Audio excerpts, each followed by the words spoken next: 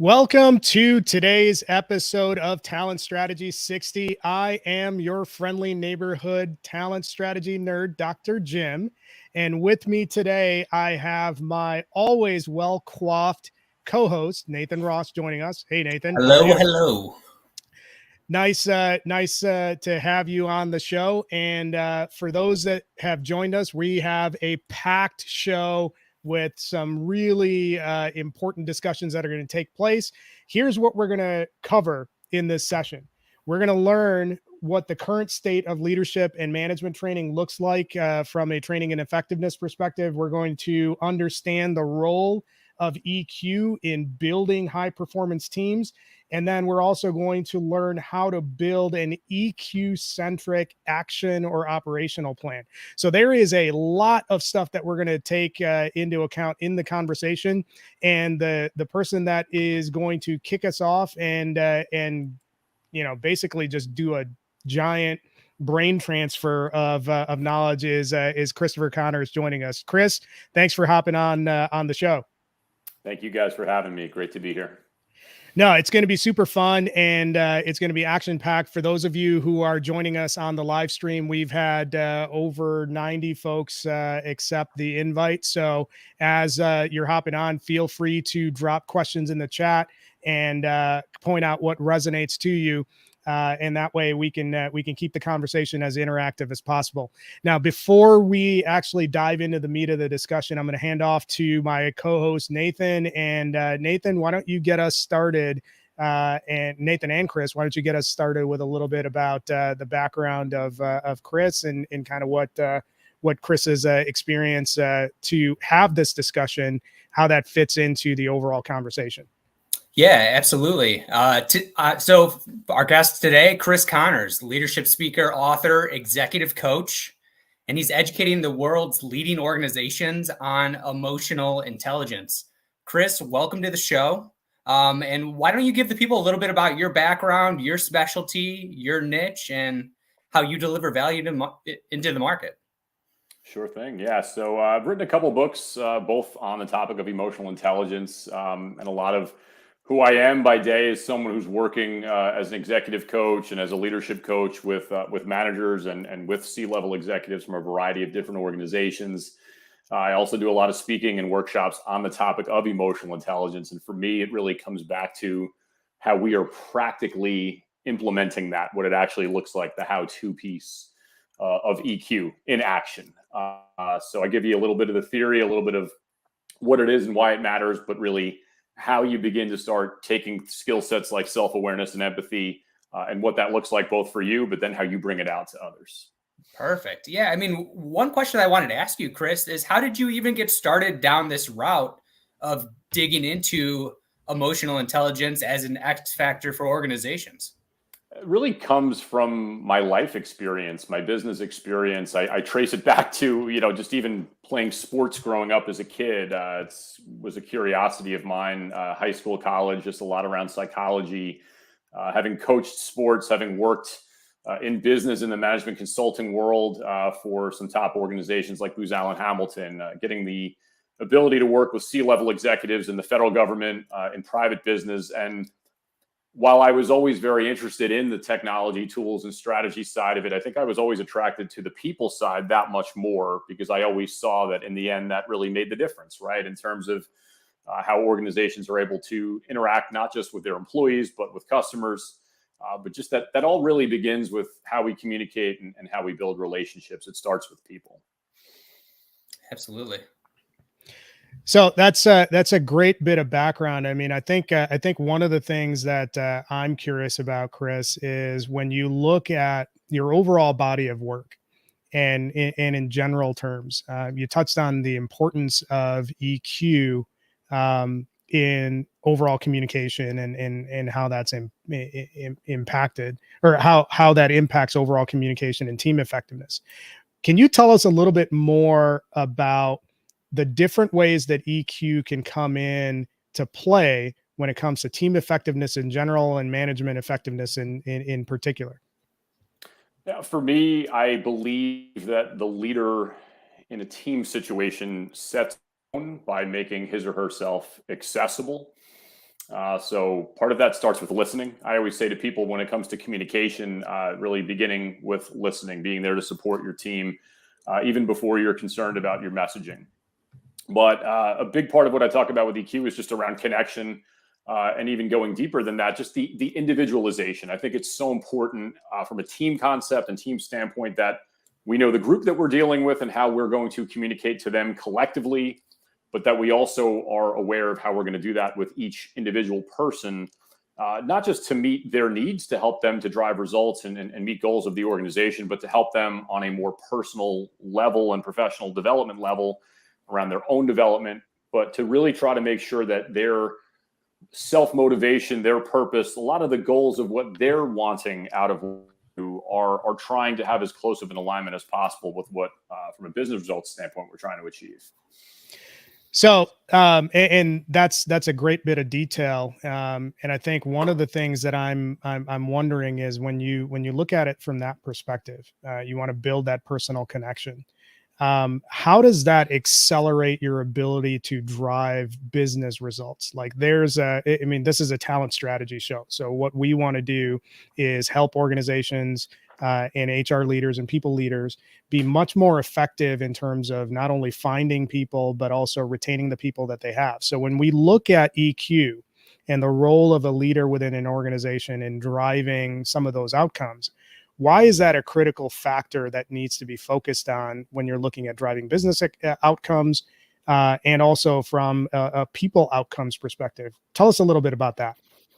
It's just, it's what I observed in business and what I see literally on a daily basis from a coaching standpoint. I think it's very hard to get pure business results, not in the short term, but in the long term. It's hard to really be successful without an element of human connection, which is emotionalized through how we build camaraderie. So I talk, one of the talks that I give, I talk about the 5 hallmarks of great teams. And instead of beginning with trust, which is usually, I think, where all of us begin, I think to me, it's deeper than that. And I think to answer your question, if it were just trust, for me, it's camaraderie, which borders on friendship, which shows that from a leadership standpoint, as a leader, it's letting somebody know essentially that I care about you. I use a quote all the time. It came from former CEO of PepsiCo, Indra Nooyi, someone I wrote about in my book, who really just unbelievably empathetic. And I mean, she has a quote where she said, in the time that you're here at this company, we're going to honor you and we're going to be mindful of your path here. But even after you leave, and we're not just going to treat you as employee 4,567. We're going to make you feel like someone who belongs. And I think at the core of what I deeply believe, but what I also have observed both in business as a full-time employee and as a coach, is that the more we get people to feel connected to mission, but to let them know that we care about them, that builds camaraderie. It gets, just more of a feeling of belonging, which I think is what's necessary to sustain driving long-term results. I think we can get short-term results by not doing that. I don't believe in the long term. If you look at really successful organizations, they're able to achieve because they build a great culture around a lot of the things we just talked about. Yeah, Chris, I mean, I think those are some great points. From just like a practical standpoint, how would you coach just leaders of organizations to bake some of those principles into their one-on-one meetings with employees, or even just team meetings in general? One of the things that I wrote about in my book originally came from Daniel Goleman's research, which was from the book Primal Leadership. And I went a little just deeper through my own interpretation on how important it is to have an authentically defined leadership style.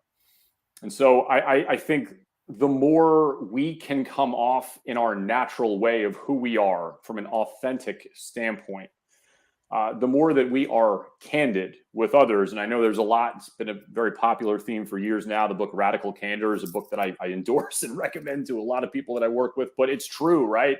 I talk about just having that formula of authenticity, of truly showing up in your own way and in your own style, because people can sniff a phony a mile away, right? So the more we show up as authentically as we can, with a servant leader's heart, showing a genuine desire culturally to want to help people, and that it's not just about the result, the more that we can be candid about that and to make people feel comfortable, and then that we listen. And so much of empathy to me is that we listen, we show that we care, and we support that. It's having an equanimous approach, I think, to both strategy and driving results, but also to the people side of it. When you're doing that, you're leading from the heart, but your people are seeing that. So it starts with, I think, having those candid conversations up front and putting in what I call the investment there to show it to be true. Really solid advice on a couple of key areas, Chris. When you're talking about authenticity, the importance of candor, the value of listening, those are all super important from a leadership perspective. And for those who are watching this on the live stream, if you have specific questions on how you operationalize that, make sure you drop that into the chat and we can address that as it comes in. And obviously, if Chris is saying something or we're saying something that resonates with you, make sure that you are dropping an emoji or giving us some feedback so that we know that we're tracking well. You just referenced something earlier in that conversation that I want to zone in on before we move to the meat of the discussion. You're a published author, 2 best-selling books. Tell us a little bit about not only the process of writing the books in broad terms, but what drove you to be compelled to write those things, and what were the lessons that you were looking to share with the broader leadership community that you felt this was a good way to move the needle on those initiatives? Sure. I'll jump into a little bit of a story first. I mean, at the end of the day, what I am doing is trying to take the lessons that I've learned, the observations that I've had from my own experiences, but also, I've had the privilege, as I mentioned earlier, to work with a lot of extremely impressive in business, in government, in nonprofit. I was a college athlete, so I learned a lot from playing sports and just all the different experiences of having coached high school sports and interpersonal relationships throughout my life. The value of you, a lot of my why for that was wanting to be able to give people a rock solid foundation on how to build a career on values, but also having a solid foundation around things like, that we often think of purpose and mission and understanding what we're most passionate about. A lot of those things ultimately roll up to setting goals. I call that having a game plan. So the value of you was a little bit more of a personal book for me in terms of some of my own journey in life, and was able to incorporate and distill down a lot of different lessons there from a foundational standpoint. And I think emotional intelligence, so much of what went into that book was an emotionally intelligent approach to living around self-awareness, around knowing who we are and how we build throughout our careers. And so my book, Emotional Intelligence for the Modern Leader, really is a very practical guide of specifically how we leverage the 5 pillars of EQ: self-awareness, self-management or self-regulation, social skill, motivation, and empathy. And it's really showing you exactly what those things look like for yourself, how those are ultimately catalysts and drivers in terms of having a purpose and intention behind what we do, and how we then bring that out to other people. The other thing that was very important to me, because it was part of my own journey of wanting to write a book about emotional intelligence, was wanting to, just in the way that I referenced Andrew Nguyen before, or someone like Herb Kelleher or Satya Nadella, or people, I wanted to be able to show others, here are the people that model it.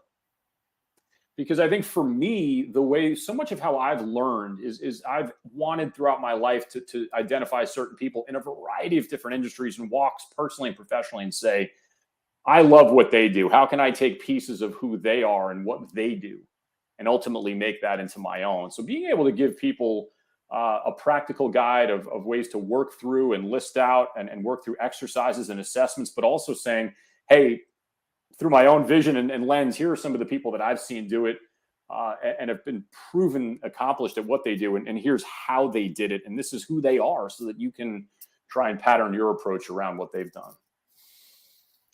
Yeah, absolutely, Chris. I mean, one thing that I wanted to dive in with you is when you're consulting with some of these organizations, what is the current landscape look like?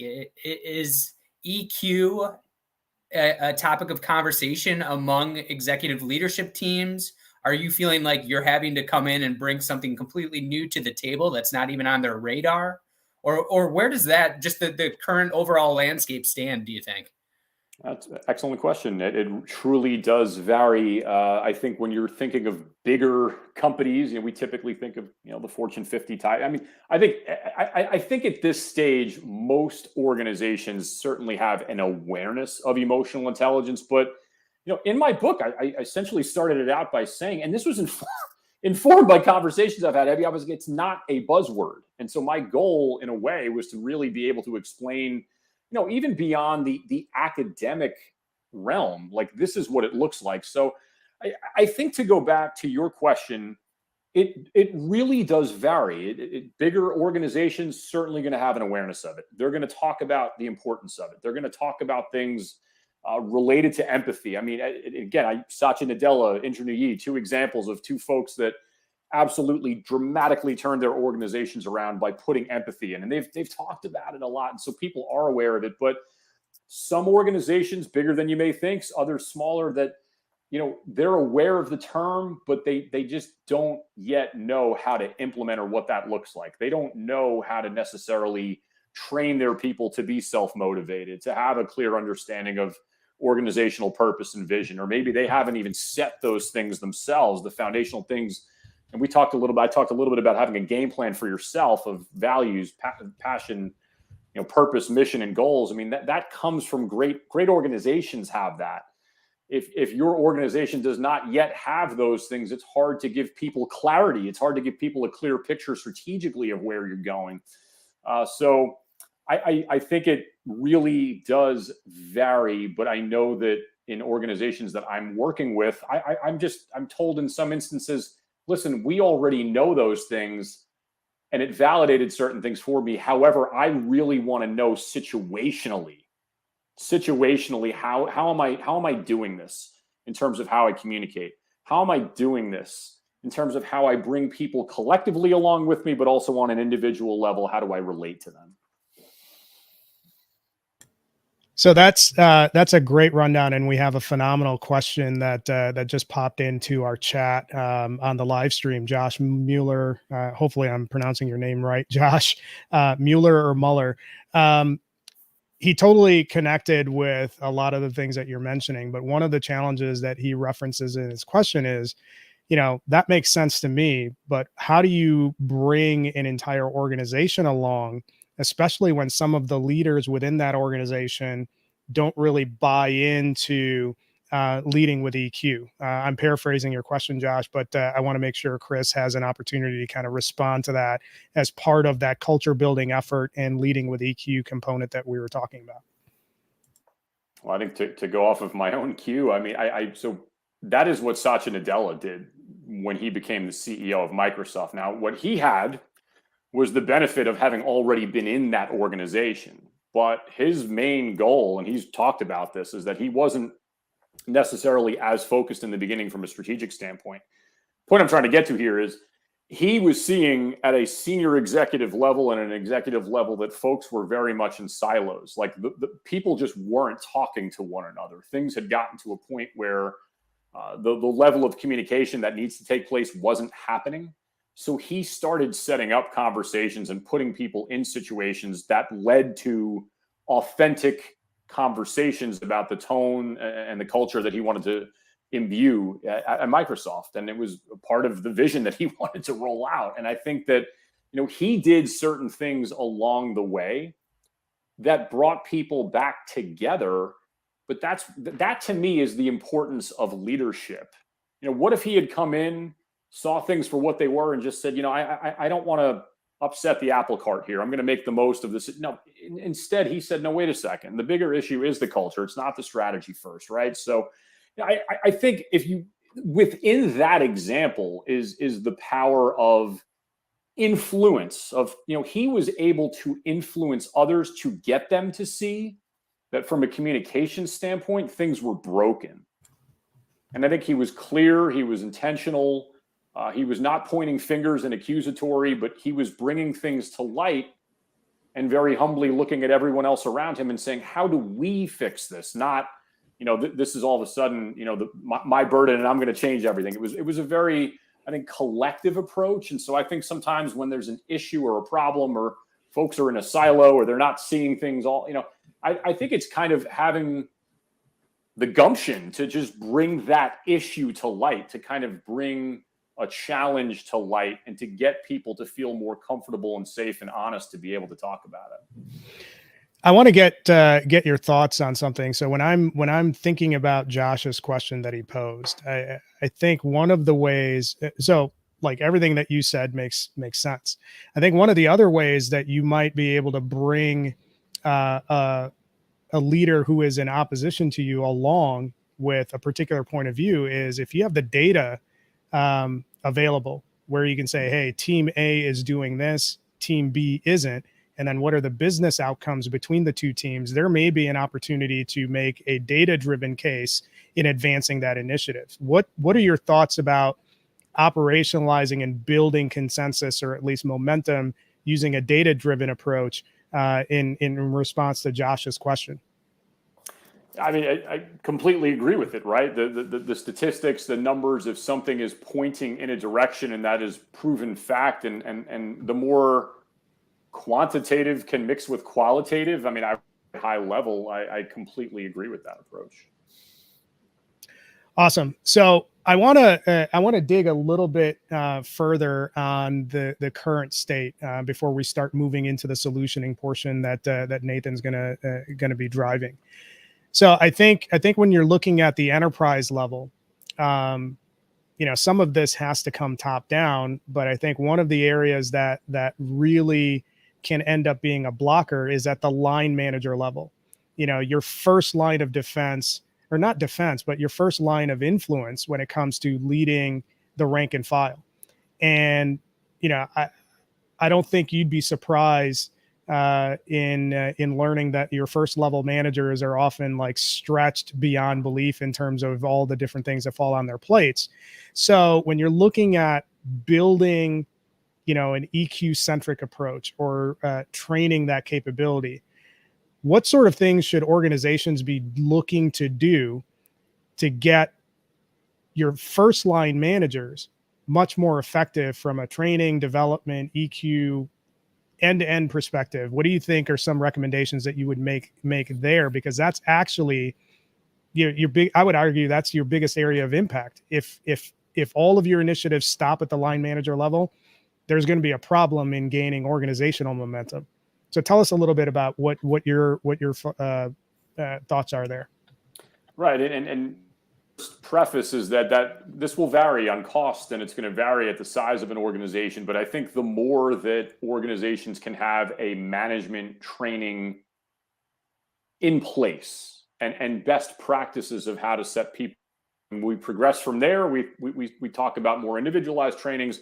We talk about having coaching programs, which is obviously a great thing to do. I think at the most fundamental level, think about the shift. Think about the change that happens when someone goes from being an individual contributor to being a manager. Suddenly you're going from doing all of the execution and owning your own deliverables to then you're all of a sudden managing people, which is going to all of a sudden, if you look at your time management prioritization, going to take up a tremendous amount more of your time allocation. But you're not just owning your own work at that point. You're owning and helping to lead the work of other people. So at the most basic level, just it's starting here and immediately going there. And it's a huge shift.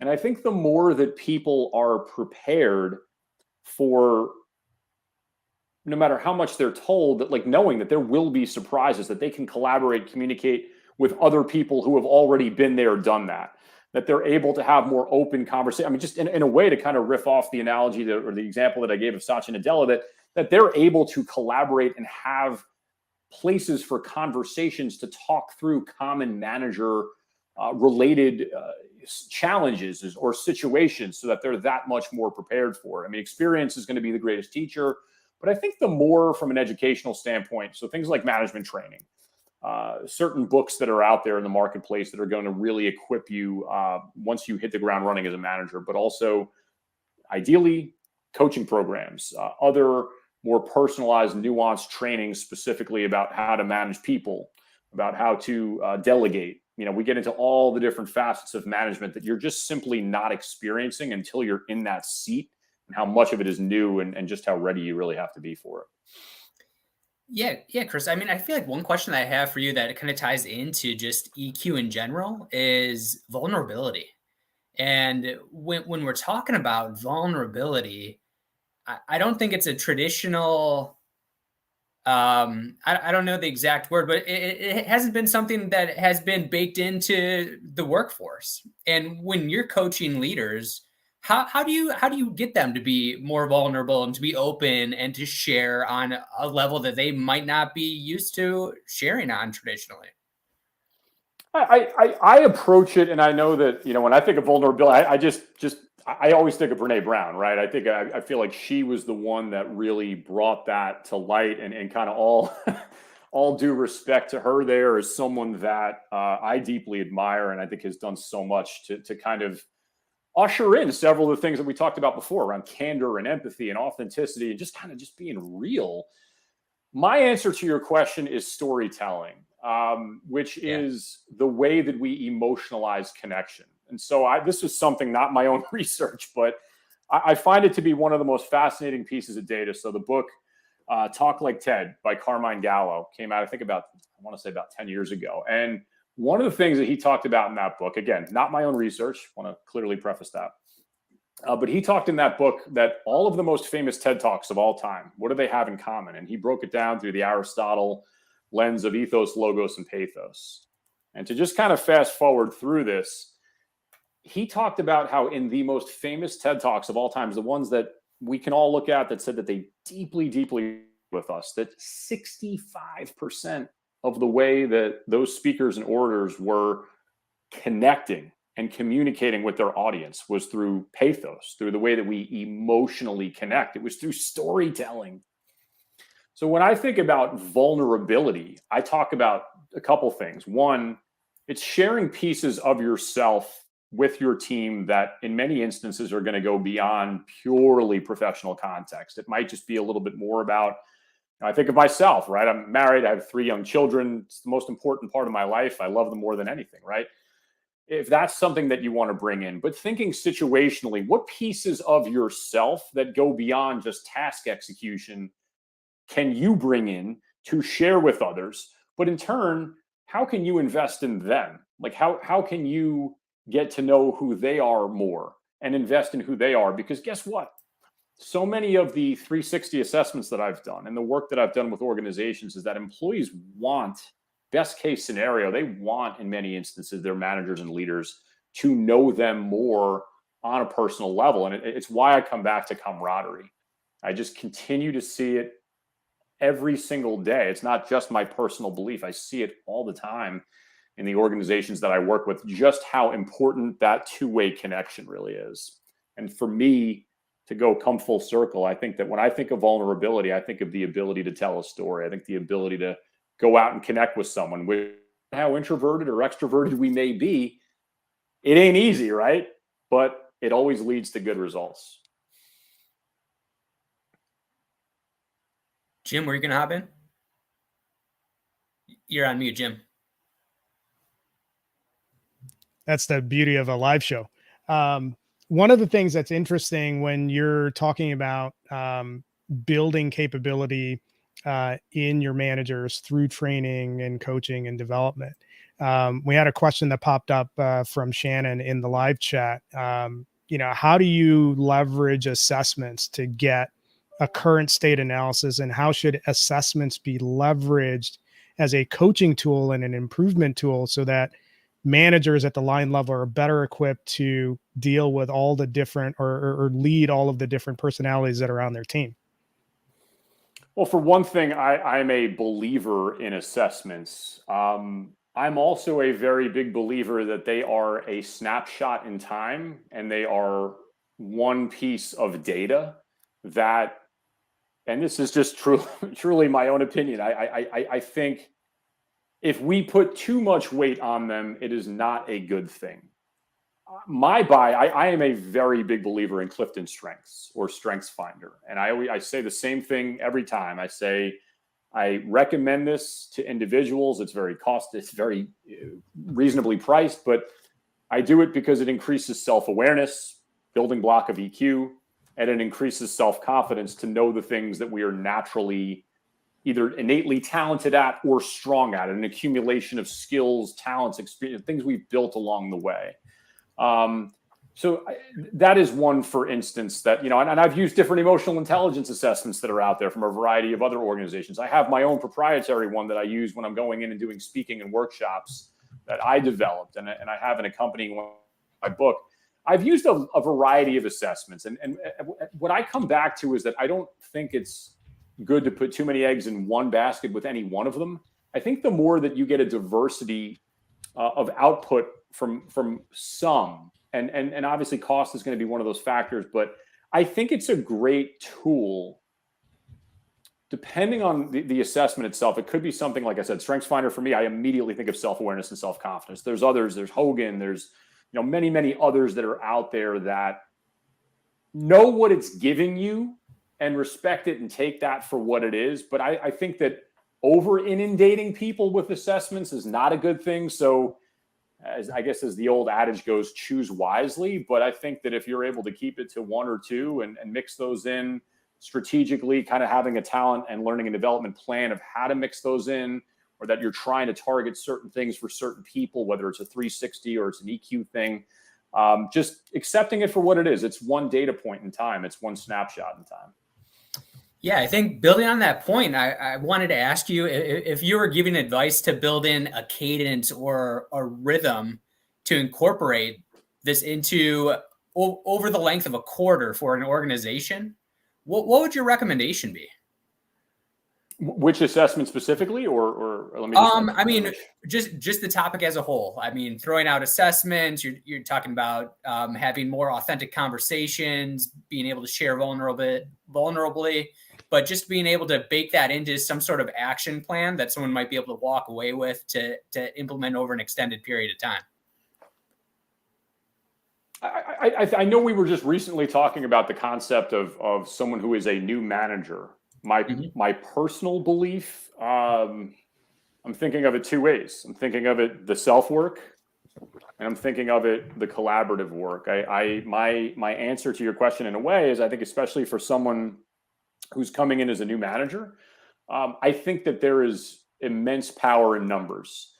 Being able to have open, honest, candid conversations with other people who are experiencing the same thing that you are, but also getting to hear from people who have been there, done that. So it's almost like you have this cohort of equals, but then there's an element there of mentorship that can come. Hey, if that's backed and reinforced by a coaching program, all the more better, right? That you're getting it from a lot of different angles. But I think that and this is just me, right? I think of it more on an individual level. I think the more that we can do the work, when I think of self-awareness, it's like the more that we can do the work ourselves. I talked about having my game plan, but the other huge part of self-awareness, or one of the other huge parts of self-awareness, is the feedback that we can get from other people. It's guidance, it's mentorship, it's coaching, it's, shared perspective from other people who are in the same position as you. Being able to tell stories, being able to mix in and share experiences of, this is what I'm going through, or this is what I've experienced so far. We tend to identify emotionally a lot with the kinds of things that someone else is going through at the same time as us, even if it could be to some degree a different experience than the one that we have. So I want to piggyback on your answer, Chris, and keep it focused in the first-time manager sphere. So whether it's first-time manager within an organization or new manager who is coming into a new organization, there's a little bit of nuance either way in terms of how you navigate those scenarios. But let's take the use case of somebody that's been an individual contributor and has transitioned into a first-time manager, and now you have, in addition to all of the things that you mentioned earlier about delegation and time management and being focused on group deliverables versus individual deliverables, there's another tricky aspect of that transition that I don't think gets talked about enough, and that's the transition from peer to leader or peer to manager. And you have those peer-to-peer relationships where you're friends and now you're managing your friends. What are some of the things that new managers that are experiencing that transition, how would you suggest that they build sort of that distance, so now that you can be a leader, manager versus friend? Or do you even need to build the distance? What's your advice there? God, if you know who has the answer to that.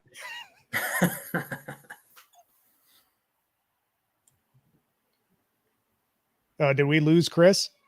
I think he might have froze up on us. Oh, I stumped him. So I think that's an interesting conversation to have. I think great question. I mean, honestly, I think that is a very tricky waters to navigate, right? Yeah, I mean, I think one of the things that when I've been in that situation before, whether it's and typically this happens when somebody is new into an organization that has risen from individual contributor to team, in those roles and in those situations when I've been involved in those sort of situations, I actually am pretty religious when it comes to one-on-ones, and Chris will be hopping on in a second. Looks like we had some connection issues, but one of the first things that I do anytime that I was in that position, and anytime that I was in that position, is I put a high priority, and I always put a high priority on one-on-ones.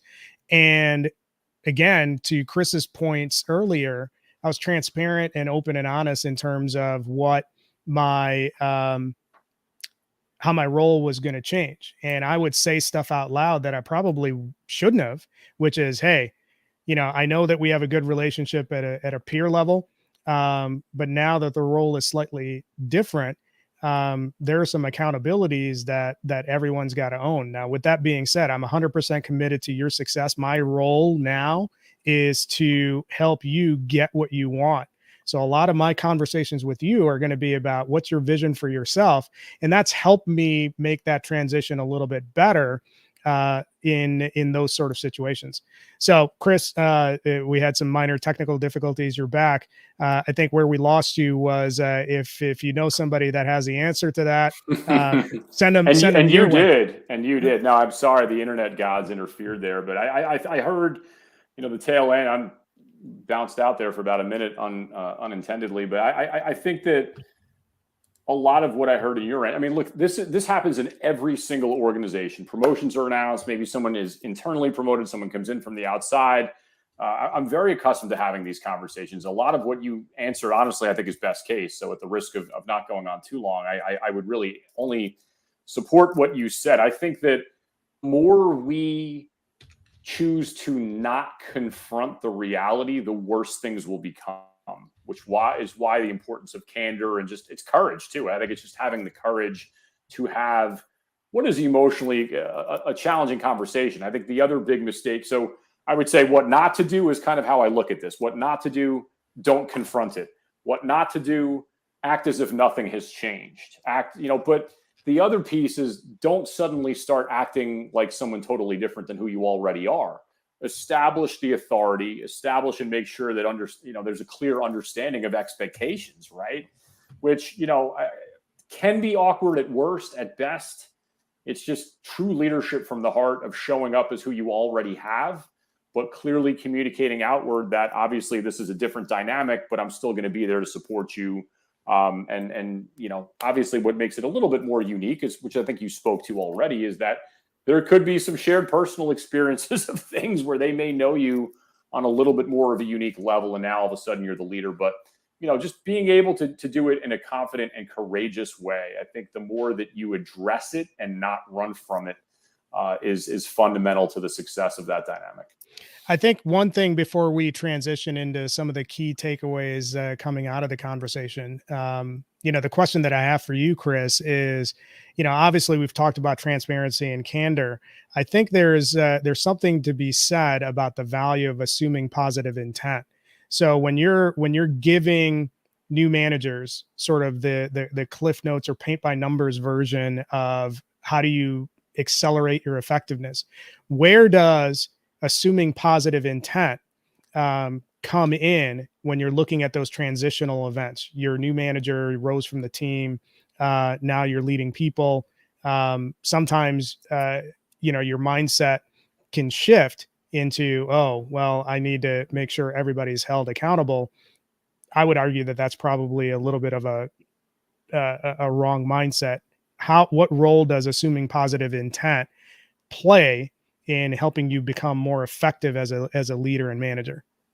Well, I think the way I'm interpreting what you're saying is optimism. And I think that, for me, so I wrote an article several years ago. It's called The 10 Qualities of an Emotionally Intelligent Person. And that was something that I think for me helped to gain visibility and traction. It got picked up by World Economic Forum. And, I chose optimism because for me, there's a difference between optimism and positivity. Optimism is having both a belief and a positive outlook. It is seeing the best in what will ultimately become an outcome, but it is seeing the best in others, which I think in my interpretation has a very heavy correlation to assuming positive intent. So just to add my own riff off of that too, is that there is a lot of positive leadership content out there, which I mostly endorse, but I think that where I tend to stray from the pack is we can't always be positive all the time. Like, look at what's gone on at different points in the last several years, especially there's adversity, there are challenges, there are tough conversations, which is where we were. I mean, some of those conversations are not easy to have. If we're willing to get our hands dirty, when we have more of a vision of an optimistic outlook, that we're seeing the positive in others and that the outcomes will be positive, that's to me my own interpretation of assuming positive intent. It's optimism, which to me is just absolutely critical for an emotionally intelligent leader. Yeah, absolutely. Chris, I mean, one thing that I wanted to dive in deeper with you too is how does an individual, in your point of view, how does an individual become more self-aware? Because I do feel like it's such an X factor to truly become aware of the energy behind the words that you're saying and how other people are feeling in the room and being able to read the team that you're leading. What would be some good things that people could practice just on their own? I mean, I know you mentioned earlier about just having a feedback loop from other people around you, but what other things would you recommend on that aspect? For the self-work, I go back to the game plan, which again, I'll just kind of repeat. It's understanding what drives you, what you're most passionate and motivated by, understanding your values, the things that will be those ideals that you don't compromise in times of change and difficulty, that bedrock foundation, being clear about your purpose of what's ultimately driving and motivating you and being clear on what that is, defining success, having goals for yourself on an individual level. I think that's self-work. That's a part of the self-work. Another part of self-work to me of self-awareness is prioritization, being clear on what's most important and valuable to you, building in time as a leader, as an individual for reflection. At the end of the day, typically, right? We think of the end of our business day or the end of the day. So that's a little bit more of the self-work of self-awareness. I think the other tools that come in that are critical to me for self-awareness is just being introspective. I think being introspective both in the moment and finding time afterward to analyze how are things going? Am I reading the room the right way? How am I being perceived by other people? Am I bringing a certain energy level or not? And then, of course, feedback. I know we talked a little bit before, but feedback, it's all the pieces of feedback. But I talk a bit recently just about, it's like there's you, there's the why, and there's others. In order for you as an emotionally intelligent leader to positively influence others, it begins with you, and it begins with understanding those drivers. And all of that stuff is informed by the self-work, but it's also informed by the feedback and how we perceive others to see us and how we perceive others to see what we say and what we do. Phenomenal stuff, Chris. I really appreciate how you laid out so much knowledge during the course of this entire conversation, and some of the things that you listed there could be entire shows in and of themselves. So I appreciate you sharing that. Before we sign off, I want to make sure that those in the audience who are listening know that if you have questions or if you have additional detail, make sure you're connecting with any of us on the show. But Chris, in particular, where can people find you? Sure. Right on LinkedIn. So my Christopher D. Connors on LinkedIn and my website, chrisdconnors.com. My last name is with an O. So Yeah, come to my website, come on LinkedIn, and that's I'm posting fairly regularly on LinkedIn on a daily and weekly basis, and a lot of the time I'm tagging posts in the emotional intelligence tag. So, would love to connect. Would love to hear a little bit more from some of the folks who attended. And I know that Chris, one of the big things that's on your radar in the next 12 to 18 months is being more active from a public speaking and perspective. So how do people, or what's the best way for people to reach out to you when it comes to, driving keynotes, coaching sessions that are group cohorts, that sort of stuff? Tell us a little bit about that. Yeah, same thing. I mean, I would encourage anybody that is interested to learn a little bit more. I mean, a lot of my bread and butter is exactly what we did speak about today. Really that how-to approach of emotional intelligence. Everything that I'm doing is going to be customized exactly to fit what your organization does. So I would tell you to come to my website, christconnors.com. But again, you're welcome to reach out and connect with me on LinkedIn. I've had several people do that even over the last couple of weeks. And I think on a positive note, I think for all of us, who desire and want human connection in the field of learning and development and talent development, nothing quite like being back in person.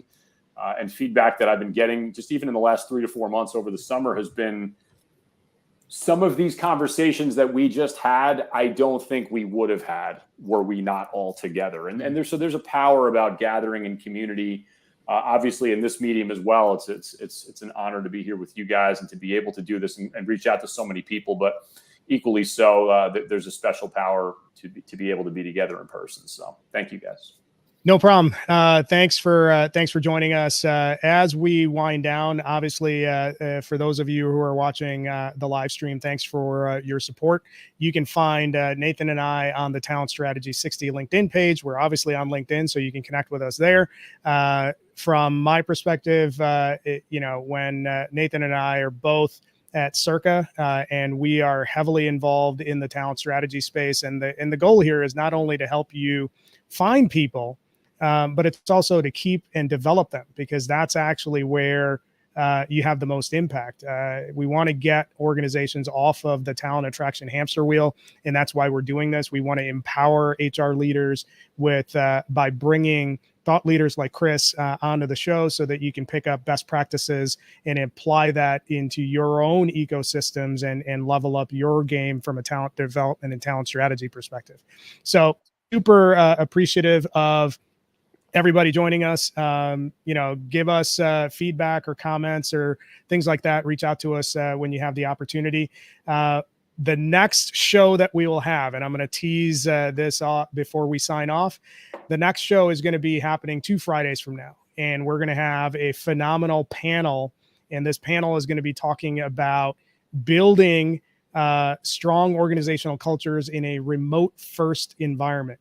And we have 2 founders and a senior technical leader, all of them in the startup or startup adjacent technology space. So it's going to be something that everybody is going to want to tune in. And when you're looking at building culture within an organization that is remote friendly or hybrid, there's going to be a lot of learning there from some of the best practitioners that are out there. So thanks again for joining us.